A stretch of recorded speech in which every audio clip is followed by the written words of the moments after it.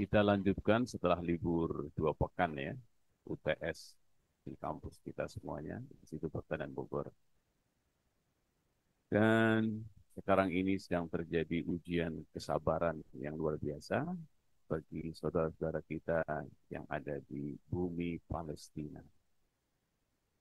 Ujiannya sangat berat, semoga Allah limpahkan kepada mereka surga yang mati syahid, dan yang masih hidup dilimpahkan kesabaran dan juga kemenangan untuk umat Islam. Allah mangsur mujahidin di Filistin, wa fi kulli makan, wa fi kulli zaman. Amin. Ya Rabbal Alamin. Kita lanjutkan masih bab ikhlas tentang subbab sabar. Kita sampai hadis ke-12. Dari Abi Abdurrahman bin Abdillah bin Mas'ud radhiyallahu anhu, ia berkata, seakan-akan aku masih melihat Rasulullah Shallallahu Alaihi Wasallam sewaktu menceritakan salah seorang dari para nabi ketika dipukuli kaumnya sehingga berlumuran darah, dan ia mengusap darah dari mukanya sambil berdoa, ya Allah, ampunilah kaumku karena sesungguhnya mereka tidak mengetahui. Hadis riwayat Bukhari dan Muslim. Jadi kalau sekarang orang-orang yang beriman, bertakwa kepada Allah Subhanahu wa taala mendapat ujian berat, ternyata para nabi dan rasul lebih berat lagi ujiannya. Dan mereka ternyata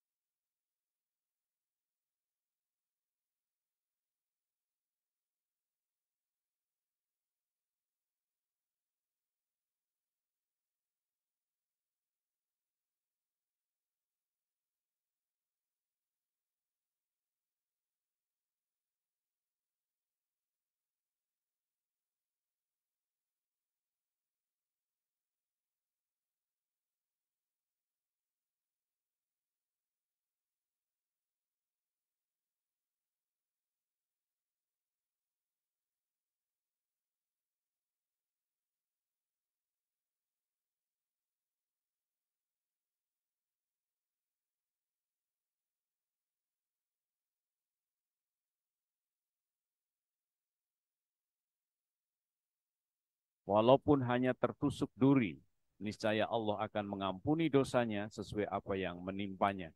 Hadis riwayat Bukhari dan Muslim. Jadi tidak ada kesakitan, tidak ada setetes darah yang jatuh karena perjuangan fisabilillah, kecuali pasti akan dijadikan pengampun atas dosa-dosa yang telah lalu. Itu hadis ke-13, subbab tentang sabar, bagian tentang ikhlas. Yang ke-14, dari Ibnu Mas'ud radhiyallahu anhu, ia berkata, aku masuk ke tempat Nabi SAW, waktu itu beliau sedang sakit panas. Kemudian aku berkata, wahai Rasulullah, sesungguhnya engkau benar-benar menderita sakit yang sangat panas. Beliau memberitahukan, benar, sakit panas yang aku derita ini 2 kali lipat lebih panas dari yang biasa diderita kalian. Aku bertanya, kalau begitu engkau mendapat pahala 2 kali lipat? Beliau menjawab, benar, memang demikianlah keadaannya. Seorang muslim yang tertimpa suatu kesakitan, ini Rasulullah bersabda, seorang muslim yang tertimpa suatu kesakitan, baik itu tertusuk duri maupun lebih dari itu, niscaya Allah mengampuni kesalahan-kesalahannya dan menghapus dosa-dosanya sebagaimana daun-daun yang berguguran dari pohon. Hadis riwayat Bukhari dan Muslim. Jadi ini menegaskan kembali bahwa tertusuk duri, menderita kesakitan dalam perjuangan akan menggugurkan dosa-dosa, dan digambarkan oleh Rasulullah SAW sebagaimana daun-daun yang berguguran dari pohon. Hadis ke-15 dari Abu Hurairah radhiallahu anhu, ia berkata, Rasulullah SAW bersabda, may yuridillahu bihi khairan, atau khair, ayusib minhu. Barang siapa yang dikehendaki Allah menjadi orang baik, maka diberikan cobaan kepadanya. Subhanallah. Jadi kita kadang-kadang mendengar si A masuk rumah sakit, si B sedang operasi. Ternyata bagi orang yang beriman, ya, syaratnya adalah orang yang beriman, yang bertakwa kepada Allah SWT. Barang siapa yang dikehendaki Allah menjadi orang baik, maka diberikan cobaan kepadanya.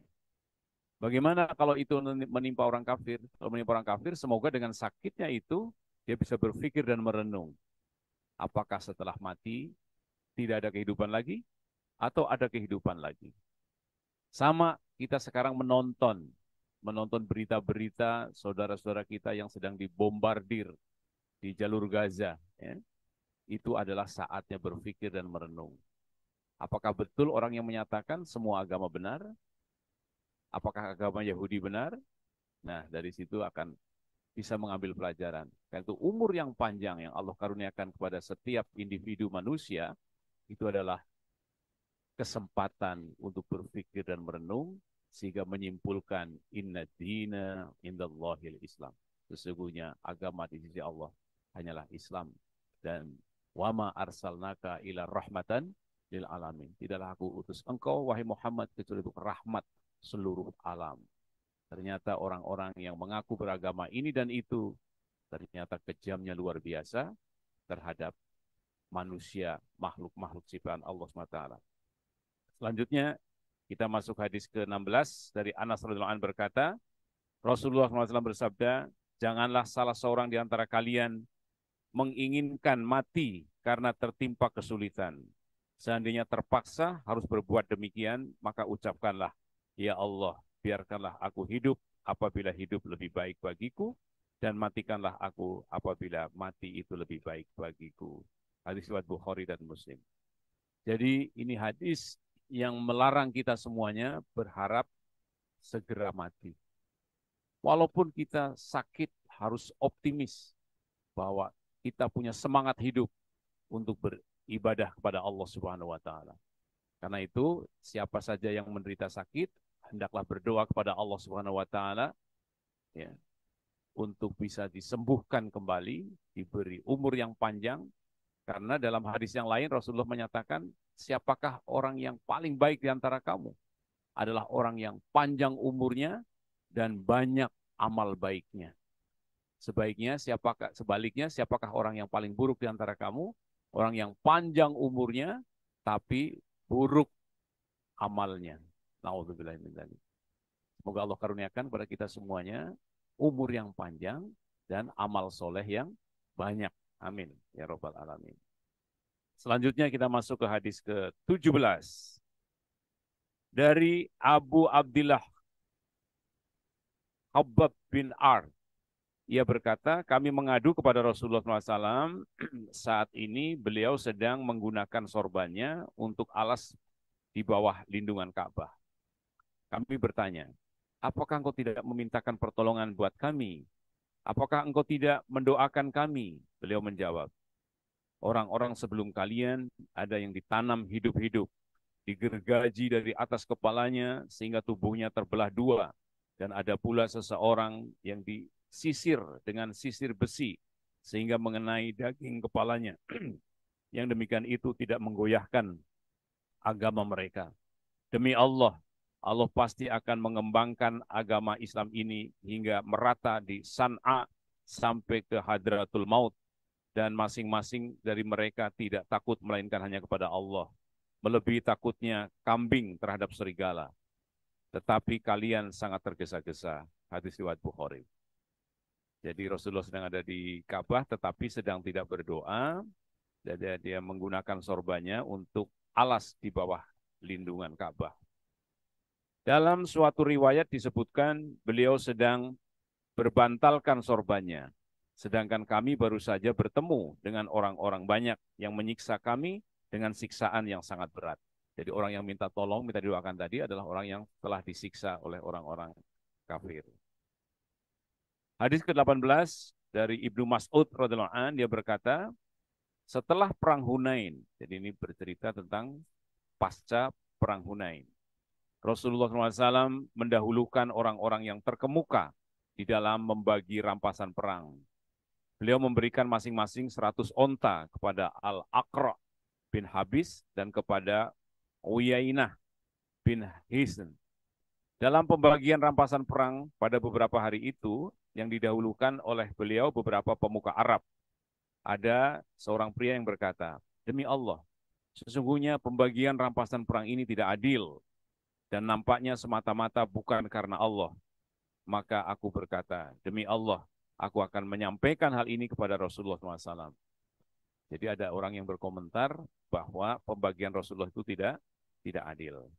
Kemudian aku datang kepada beliau dan menceritakan apa yang dikatakan oleh pria tadi. Tiba-tiba berubahlah wajah beliau menjadi merah. Kemudian bersabda, siapakah yang adil bila Allah dan Rasulnya dianggap tidak adil? Beliau bersabda lagi, semoga Allah senantiasa melimpahkan rahmat kepada Nabi Musa, karena beliau telah disakiti hatinya melebihi diriku. Namun beliau tetap sabar. Aku berkata, tidak apa-apa. Aku tidak menyampaikan berita semacam itu lagi kepada beliau sesudah peristiwa itu. Hadis riwayat Bukhari Muslim.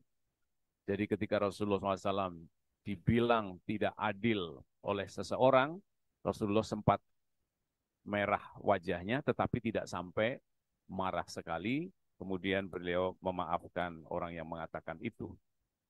Kemudian hadis ke-19 dari Anas radhiyallahu anhu, ia berkata, Rasulullah SAW bersabda, apabila Allah menghendaki hambanya menjadi orang yang baik, maka ia menyegerakan siksaannya di dunia. Dan apabila Allah menghendaki hambanya menjadi orang jahat, maka ia menangguhkan balasan dosanya sehingga Allah akan menuntutnya pada hari kiamat. Jadi sakit dan penderitaan itu adalah bentuk siksaan dari Allah selama kita di dunia, dan itu supaya nanti di akhirat tidak mendapatkan siksa saya kembali. Nabi SAW bersabda, sesungguhnya besarnya pahala itu tergantung besarnya ujian. Apabila Allah Ta'ala mencintai suatu bangsa, maka Allah akan menguji mereka. Sehingga siapa saja yang ridho, maka Allah akan meridhoinya. Dan siapa saja yang murka, maka Allah akan memurkainya. Hadis riwayat Tirmizi. Jadi kita sering melihat ya video-video bagaimana saudara kita di bumi Palestina. Keberaniannya, semangatnya, senyumnya di tengah-tengah dentuman-dentuman bom yang luar biasa. Mungkin kita sekali mendengar bom satu saja mungkin sudah ketakutan. Tapi mereka subhanallah bersama keluarganya, bersama anak-anaknya, ya mereka diberi kekuatan oleh Allah Subhanahu wa taala. Ternyata Nabi SAW bersabda, sesungguhnya besarnya pahala itu tergantung besarnya ujian.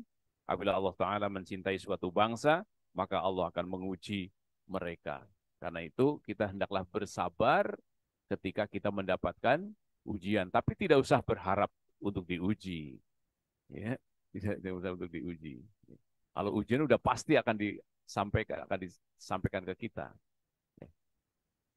Hadis ke-20 dari Anas radhiyallahu an, ia berkata, Abu Tolhah. Nah ini keluarga yang luar biasa sabarnya ya. Abu Tolhah dengan istrinya mempunyai anak yang sedang sakit. Sewaktu Abu Tolhah pergi, anaknya meninggal dunia. Ketika Abu Tolhah pulang, ia bertanya, bagaimana kondisi anak kita? Ummu Sulaim, itu istri Abu Tolhah, menjawab, anak kita lebih tenang. Nggak berbicara langsung sudah meninggal, tapi lebih tenang. Kemudian istrinya menghidangkan makanan, lalu Abu Tolhah pun makan. Selesai makan, istrinya berkata, kuburkanlah anak itu. Kemudian pada pagi harinya, Abu Tolhah datang kepada Rasulullah SAW dan menceritakan hal itu. Beliau bertanya, apakah tadi malam kamu bercampur dengan istrimu? Abu Tolhah menjawab, iya. Kemudian Rasulullah SAW mendoakan keduanya. Ya Allah, mudah-mudahan engkau memberkahi keduanya. Beberapa bulan kemudian istrinya melahirkan bayi laki-laki, kemudian Abu Tolhah menyuruhku, Anas, untuk membawa bayi itu kepada Nabi SAW dengan menyerahkan beberapa korma.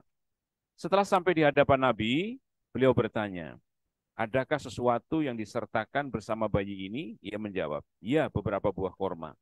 Beliau mengambil kurma-kurma itu dan dikunyah sampai halus, kemudian diambil kembali dari mulut beliau, lalu dimasukkan ke dalam mulut bayi itu. Ia diberi nama Abdullah. Hadis riwayat Bukhari dan Muslim. Jadi istrinya menyambut ketika baru pulang, padahal anaknya dalam keadaan meninggal, ya, bahwa bagaimana kabar anaknya, tenang, kemudian menghidangkan makanan, kemudian berkumpul suami istri, setelah itu kuburkan anaknya.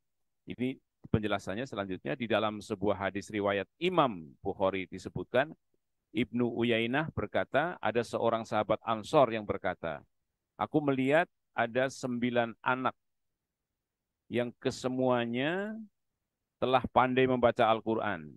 Salah seorang di antaranya adalah Abdullah. Dalam sebuah hadis riwayat Imam Muslim disebutkan sewaktu anak Abu Tolhah dan Ummu Sulaim meninggal dunia, Ummu Sulaim berkata kepada segenap keluarganya, janganlah kalian menceritakan peristiwa anakku kepada Abu Tolhah sebelum aku sendiri menceritakannya. Setelah Abu Tolhah datang, istrinya segera menghidangkan makan, maka makan dan minum Abu Tolhah. Setelah itu istrinya mengajak bercanda sehingga bersetubuh dan memberikan pelayanan dengan sebaik-baiknya. Setelah istrinya tahu bahwa suaminya telah kenyang dan puas, maka berkatalah Ummu Sulaim, wahai Abu Tolhah, bagaimana pendapatmu seandainya ada sekelompok orang yang meminjamkan sesuatu kepada salah satu keluarga, kemudian orang itu meminta kembali pinjamannya. Apakah pantas keluarga itu menolaknya?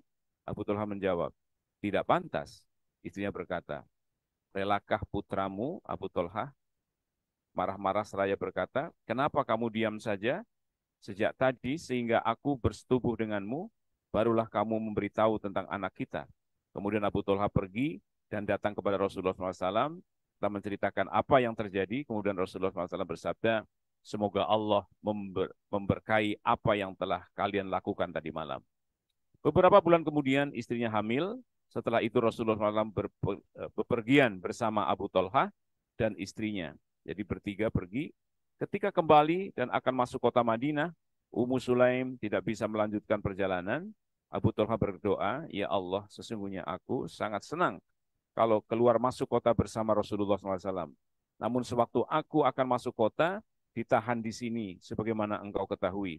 Kemudian Ummu Sulaim berkata, wahai Abu Tolhah, rasa sakit perutku ini hilang, maka mari kita berjalan terus. Dan mulai terasa sakit kembali, sakit perutnya ketika telah masuk kota Madinah.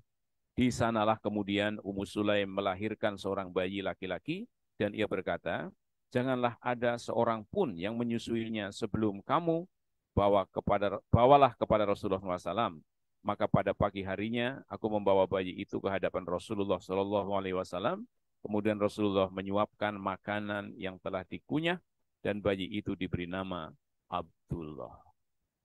Karena itu ada kebiasaan bayi yang baru lahir dikunyahkan korma, ya, kemudian dimasukkan ke dalam mulutnya sebagai apa, sesuatu yang masuk pertama sebelum air susu dari ibunya. Ini dasar hadisnya, riwayat Bukhari dan Muslim. Dan ini akan menjadi orang yang hafal Al-Quran. Subhanallah.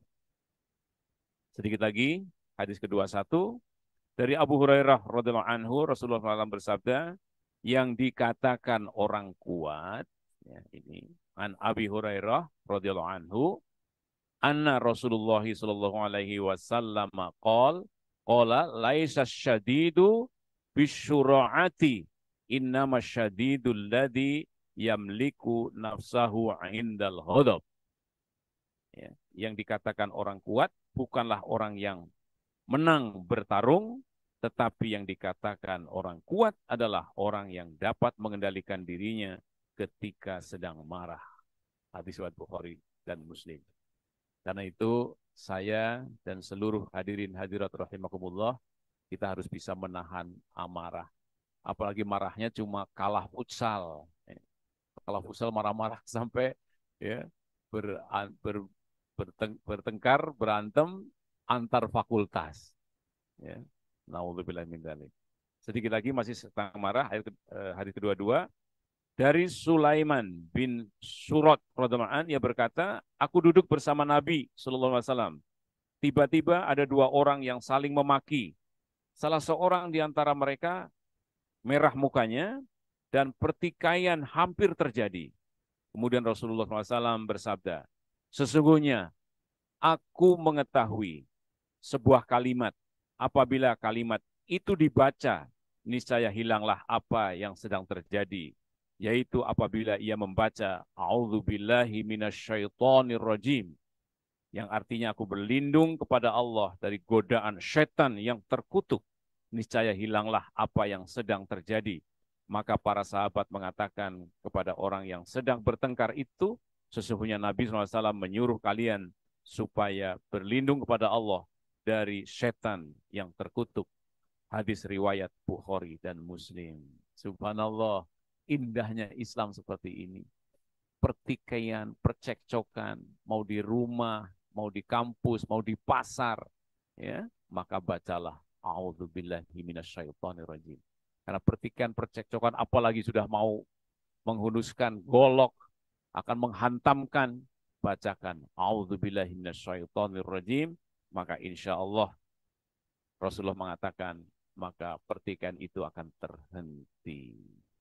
Demikian rangkaian hadis, ya, dari awal sampai akhir tentang bagaimana menahan marah.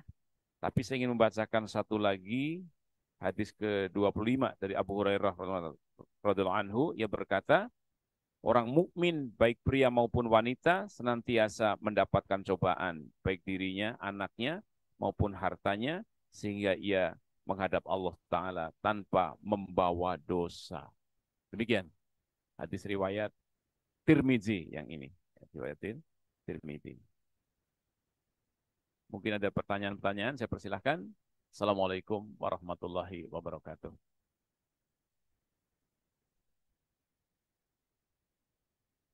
Iya, lanjutkan aja. Ini berapa? Akhirnya sampai berapa? Atau kita selesaikan aja ini? Iya, iya.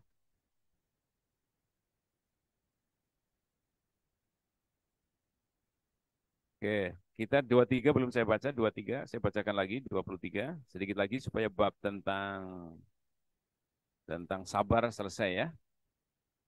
Hadis ke-23 bab tentang sabar. Dari Mu'adz bin Anas radhiyallahu anhu, Nabi SAW bersabda, barang siapa yang mampu menahan marah, padahal sebenarnya ia bisa untuk melampiaskannya, maka pada hari kiamat Allah SWT akan memanggilnya di hadapan para makhluk, kemudian ia diminta untuk memilih bidadari yang cantik jelita sesuai dengan yang diinginkannya.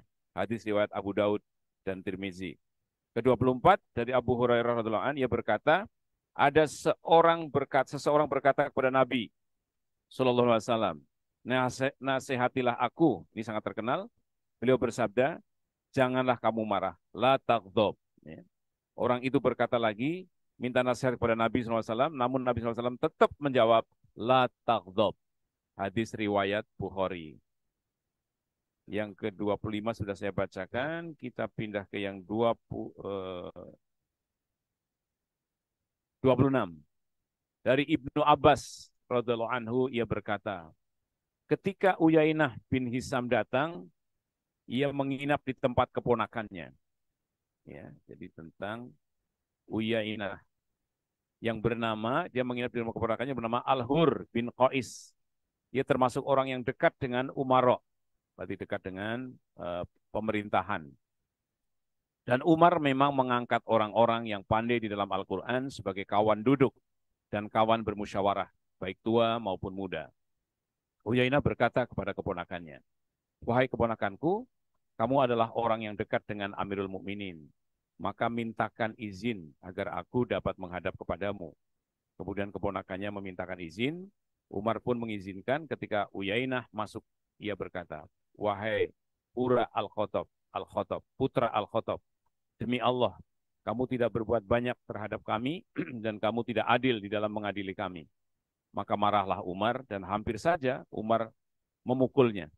Kemudian Al-Hur berkata kepada Umar, wahai Amirul Mukminin, sesungguhnya Allah Ta'ala telah berfirman kepada Nabi SAW, berikanlah maaf, suruhlah untuk berbuat baik, dan janganlah kamu hiraukan orang-orang yang bodoh.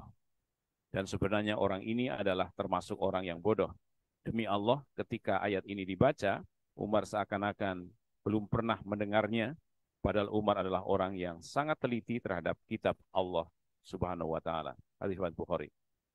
Jadi ketika menjadi umaro, ketika dilaporkan atau didemo, ya, jangan menghadapi dengan kemarahan, tetapi hadapilah dengan kebaikan, ramah tamah, adil.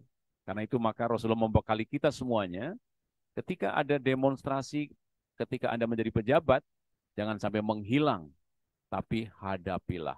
Karena demonstran itu bagaikan air bah yang kalau dihadang, maka dia akan nabrak, akan merusak fasilitas-fasilitas umum, fasilitas negara. Yang terbaik mesti ditemui. Kalau tidak mau menemui keseruan, ambil perwakilan-perwakilannya. Itulah yang terbaik. Jadi jangan sampai Anda menjadi pejabat lari dari orang-orang yang akan mengungkapkan permasalahan-permasalahan yang ada di tengah-tengah masyarakat. Yang ke-27, dari Ibnu Mas'ud radhiyallahu anhu, Rasulullah SAW bersabda, setelah aku meninggal akan ada orang yang hanya mementingkan dirinya sendiri, dan ada pula hal-hal yang diingkarinya. Para sahabat bertanya, wahai Rasulullah, apa yang harus kami lakukan? Beliau menjawab, kamu harus menyampaikan kebenaran yang kamu ketahui dan memohonlah kepada Allah agar mendapatkan hakmu. Hadis riwayat Bukhari dan Muslim. Dua hadis lagi. 28 dari Abu Yahya Usaid bin Hudayr radhiyallahu anhu, ia berkata, ada seorang sahabat Ansor bertanya, wahai Rasulullah, mengapa kamu tidak mempekerjakanku sebagaimana kamu telah mempekerjakan si fulan? Beliau menjawab, sesungguhnya sepeninggalku nanti kamu akan mendapatkan orang-orang yang suka mementingkan diri sendiri. Maka bersabarlah kamu sampai bertemu denganku di dekat telaga Kausar. Hadis riwayat Bukhari dan Muslim. Jadi ini hadis tentang apa? Tentang orang yang minta jabatan. Ya, minta jabatan. Menemui Rasulullah, kenapa engkau tidak diangkat aku menjadi bupati, menjadi gubernur, menjadi menteri, seperti itu? Ternyata Rasulullah yang menentukan, ya, berdasarkan kemampuan para sahabatnya. Yang ke-29 dari Abu Ibrahim Abdullah bin Abi Aufa radhiyallahu anhu dikatakan, kali tertentu Rasulullah SAW menanti kedatangan musuh sehingga matahari tergelincir. Maka bangkitlah beliau di tengah-tengah para sahabat seraya bersabda, wahai manusia, janganlah kalian berharap bertemu dengan musuh dan mintalah selalu pengampunannya, serta sabarlah, ketahuilah bahwa surga itu di bawah naungan pedang. Kemudian Nabi SAW berdoa, ya Allah, yang menurunkan kitab, yang menjalankan awan, yang mengalahkan musuh, kalahkanlah mereka, dan tolonglah kami untuk mengalahkan mereka. Hadis riwayat Bukhari dan Muslim. Hadis ini juga banyak sekali peristiwa-peristiwa di mana sekelompok kecil bisa mengalahkan pasukan yang sangat banyak. Mereka bisa saja tanpa melalui peperangan, atau peperangan tetapi yang memenangkan adalah Allah Subhanahu wa taala.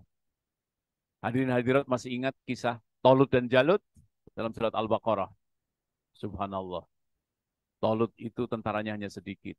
Jalut itu tentaranya sangat banyak. Ternyata hanya dengan lemparan batu dari Daud dengan izin Allah mengenai mata Tolut, sehingga robohlah Tolut yang luar biasa, badannya sangat kekar dan pakai baju besi. Dengan jatuhnya Tolut, maka seluruh pasukan lari mundur, terkalahkan atas izin Allah Subhanahu wa taala. Karena itu jangan pernah kita takut, jangan pernah kita gentar melihat triliunan rupiah yang dibelanjakan untuk memenangkan seseorang, memenangkan kepemimpinan. Kita lempar dengan 10.000 kerikil-kerikil kecil dari jamaah semuanya. Insya Allah Allah akan berikan kemenangan untuk bumi Indonesia. Demikian, Assalamualaikum warahmatullahi wabarakatuh.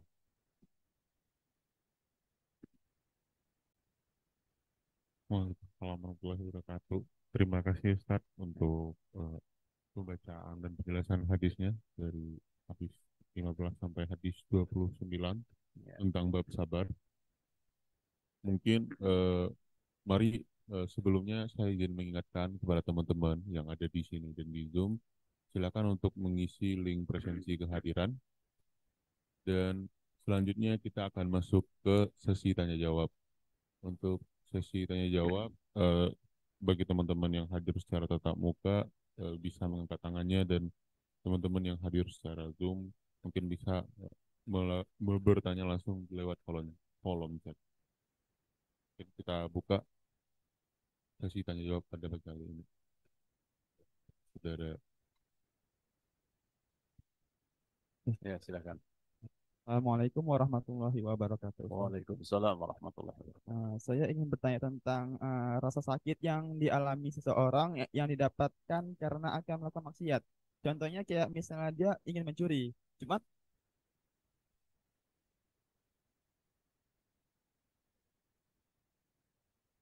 kan ber-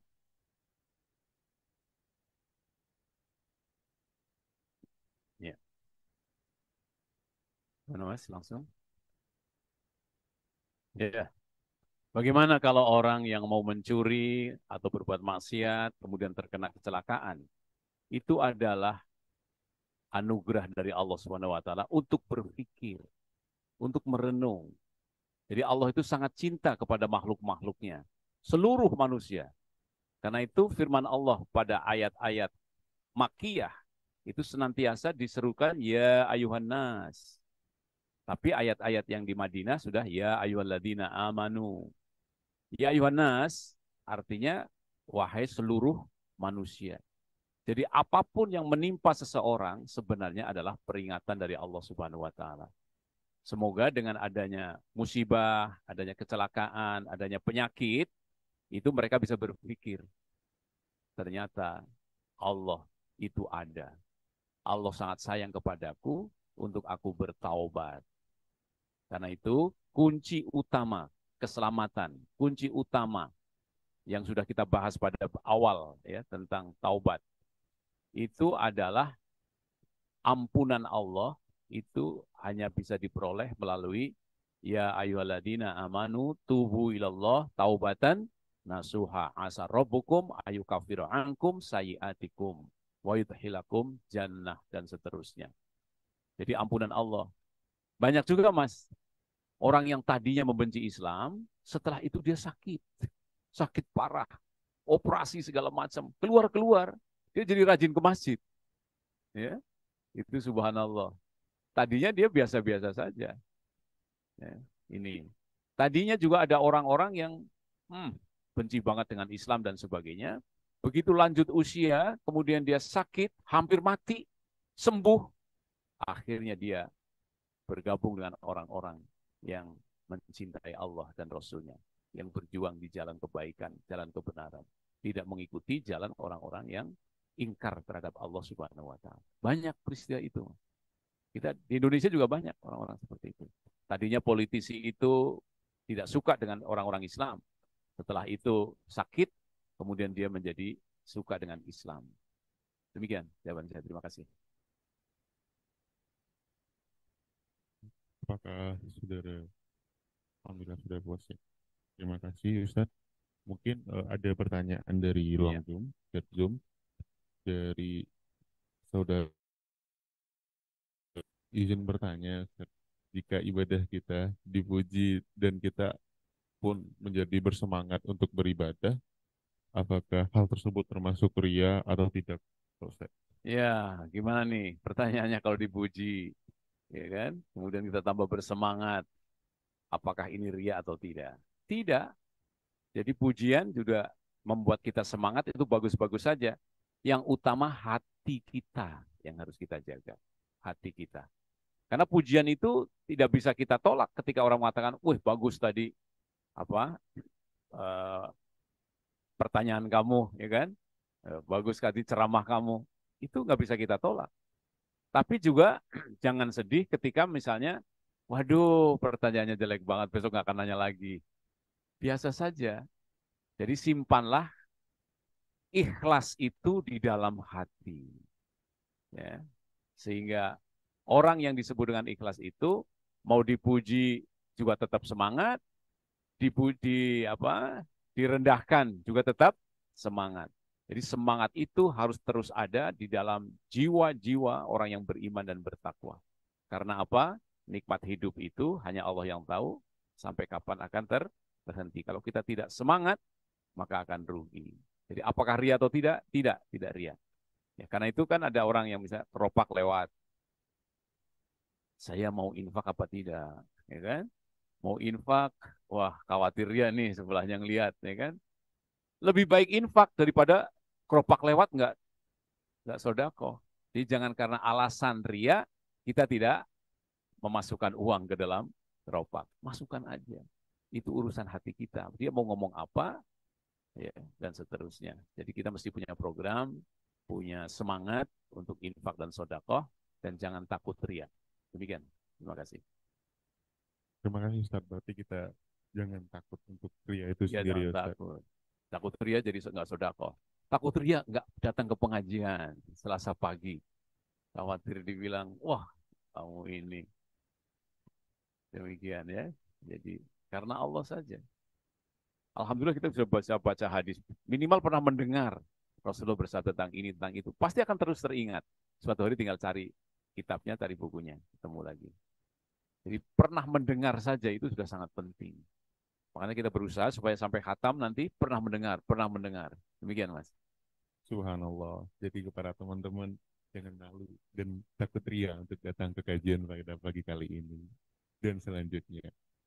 Mungkin kita lanjut sesi tanya jawab kita pada pagi kali. Jika ada teman-teman di sini yang ingin bertanya, silahkan mengangkat tangannya, Ikhwat dan Ikhwat. Dan jika ada di ruang Zoom, silahkan melalui chat Zoom. Silakan. Para akhwat silakan.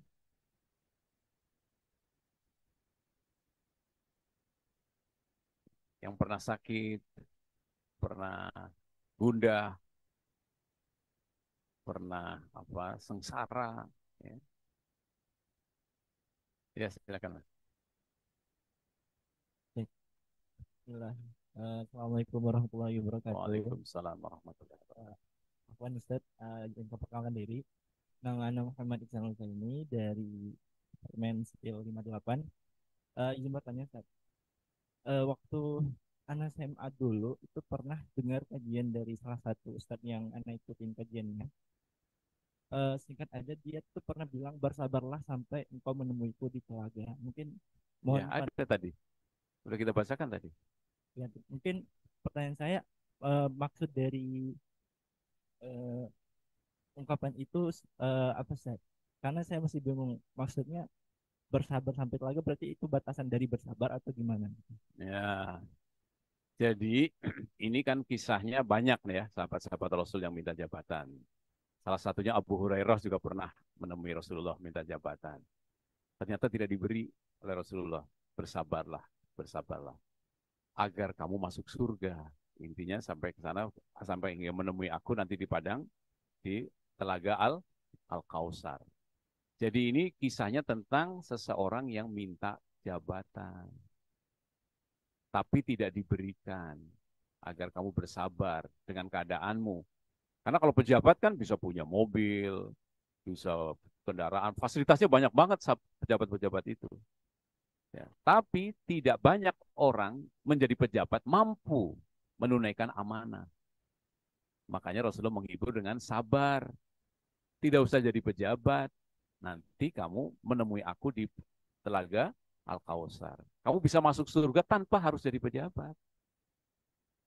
Bisa saja kamu bisa masuk neraka karena menjadi pejabat. Itu Mas. Jadi memang sangat menggiurkan. Ya seperti sekarang ini suasananya. Ada yang pengen jadi wakil presiden, ya, ada yang pengen jadi ya menteri dan sebagainya. Padahal belum tentu mampu menjadi wakil presiden, belum tentu mampu menjadi menteri. Karena apa? Menjadi wakil presiden, menjadi menteri itu amanahnya sangat besar. Ya. Harus bisa membebaskan penjajahan dari muka bumi, harus bisa mengentaskan kemiskinan, menurunkan atau membebaskan angka stunting, ya kan? Bagaimana? Tapi di sisi lain pengen bermewah-mewah, ya kan? Akhirnya banyak orang yang suksesnya itu jadi pejabat bermewah-mewah, tetapi amanah-amanahnya tidak tercapai. SPP mahal, angka putus sekolah sangat tinggi, angka lulusan SMA tidak masuk perguruan tinggi, pengangguran di mana-mana, itu semua amanah, tanggung jawab. Kalau kamu dikasih pejabat itu dengan kemampuanmu yang seperti itu, maka Rasulullah tidak memberikannya. Bersabarlah hingga kamu menemui aku di telaga Al-Kautsar. Subhanallah, indah banget kalimat Rasulullah SAW. Tidak mengatakan kamu lemah, kamu tidak mampu, kamu tidak dan sebagainya. Ujian keimanannya sangat berat. Demikian Mas. Terima kasih. Terima kasih untuk jawabannya Ustadz. Memang ujian dari jabatan itu sangat berat. Apakah saudara mungkin puas dengan jawabannya?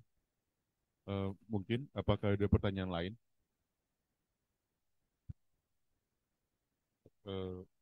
Kalau begitu izin bertanya Ustadz. Iya, silakan. Di salah satu hadis terakhir itu ada frasa surga itu ada di bawah naungan pedang. Eh, Apakah itu termasuk dalam Islam konteks kekerasan atau bagaimana Ustaz? Iya. Itu tadi hadisnya tentang Rasulullah yang sedang menunggu pasukan yang akan menyerang Rasulullah SAW. Kemudian Rasulullah mengatakan di situ, jangan menunggu, ya kan? Jangan menunggu, tapi berdoalah kepada Allah SWT agar dimenangkan atas musuh-musuh Islam. Nah, apakah perjuangan Islam itu di bawah pedang? Bukan. Tetapi kalau ada orang yang mengambil hak-hak umat Islam, menyerang negeri Madinah, maka Rasulullah pasti harus amar ma'ruf nahi mungkar. Tidak bisa kita. Kita dijajah tidak membela diri, kita diserang diam saja, maka Rasulullah menyerukan kepada seluruh umat Islam, kita tidak pernah menyerang suatu negara, tetapi mempertahankan hak-hak kemanusiaan, hak-hak dari suatu bangsa, suatu negara. Jadi sama seperti bumi Palestina sekarang ini, mereka bukan menyerang Israel, tapi karena sudah sekian ratus tahun, sekian puluh tahun, Israel menempati negeri tanah Palestina. Jadi mereka tidak bisa disalahkan karena mereka menyerang Israel itu di tanah mereka. Sama seperti dulu Indonesia dijajah oleh Belanda. Kalau kita diam saja, tidak di bawah naungan pedang, maka Indonesia sampai hari ini belum merdeka. Jadi Bung Tomo itu memimpin pasukan, kemudian pendiri Nahdlatul Ulama, ya, Kiai Haji Hashim Asy'ari, memfatwakan ya, perang melawan penjajah, mengusir Belanda, itu seperti melaksanakan hadis yang sekarang kita kaji. Jadi haram hukumnya orang yang diinjak, diam saja. Haram hukumnya negara yang dijajah, diam saja. Karena apa? Ibu-ibumu, nenek-nenekmu diperkosa oleh Belanda. Apakah diam saja? Lebih baik mati masuk surga daripada kita hidup ibu kita diperkosa oleh penjajah-penjajah itu. Demikian Mas. Jadi itu maksudnya di bawah kilauan pedang, pedang itu dalam rangka untuk mempertahankan hak-hak kemanusiaan yang disampaikan oleh Allah Ta'ala, amar ma'ruf nahi mungkar. Untuk nahi mungkar terutama. Amar ma'ruf tidak pakai pedang. Tapi nahi mungkar harus pakai pedang. Apakah akan diam saja ketika keluarga kita diperkosa? Apakah diam saja ketika saudara kita dibom rumahnya? Apakah diam saja ketika sekelompok masyarakat diusir dari tempat tinggalnya? Mahasiswa, dosen, intelektual, kaum muslimin muslimat rahimakumullah harus menyampaikan pandangannya, mau secara lisan, secara dengan tangan, dan yang selemah-lemah iman hanya dengan hati. Begitu. Terima kasih. Terima kasih Ustaz, subhanallah. Semoga ya saudara-saudara kita yang sedang membelah haknya berada di tanah Palestina bisa mendapatkan kemerdekaannya secepatnya. Ya mari saya ajak jemaah untuk saling berdoa di dalam hati. Amin amin ya rabbal alamin. Amin ya rabbal alamin.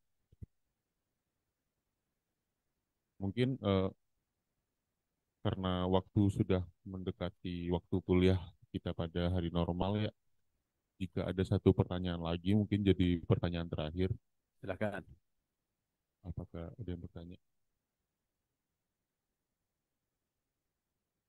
Ya, mungkin sampai di sini. Ya, kalau tidak ada, saya ingin menyampaikan.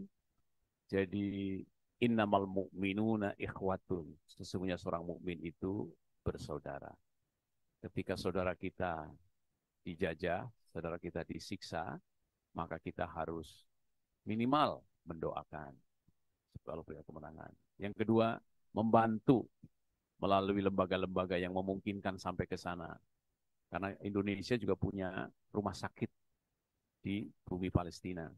Ya, alangkah baiknya kalau kita bisa menyisihkan sebagian harta kita untuk membantu mereka. Yang berikutnya, apabila ada kesempatan untuk berbicara, untuk menyampaikan pada orang lain, sampaikan bahwa untuk bisa masuk surga itu harus bantu membantu dan tolong menolong. Jadi suatu kenyataan sekarang ini, kebenaran dalam surat Al-Anfal ayat ke-67, alladzina kafaru ba'duhum awliya'u ba'd ila taf'aluhu takun fitnatun fil ardi wa fasadun kabir.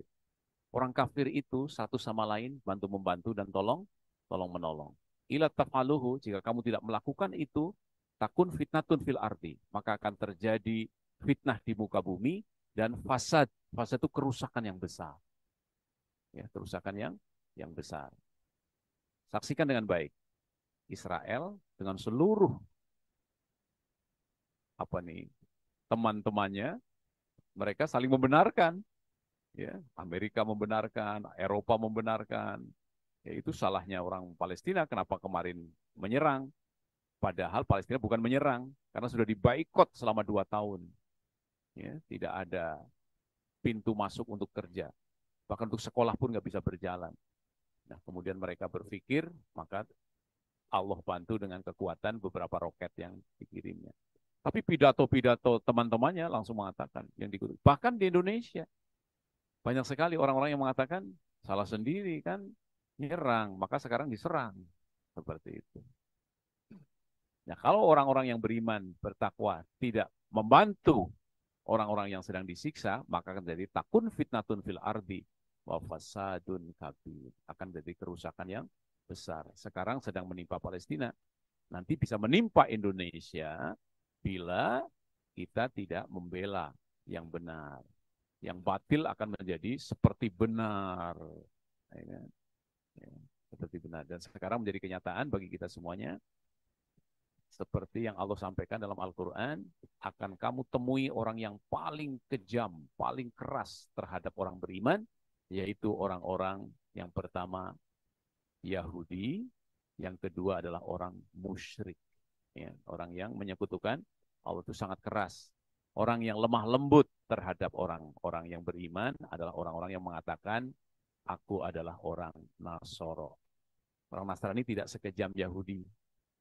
Ini sudah informasi dari Allah Subhanahu wa Ta'ala. Ini sebagai penutup saja. Jadi kita tidak boleh diam, karena tadi surga itu di bawah naungan kilauan pedang. Pedang hari ini adalah doa, infak, sedekah, jihad dengan harta dan jiwa kita. Assalamualaikum warahmatullahi wabarakatuh.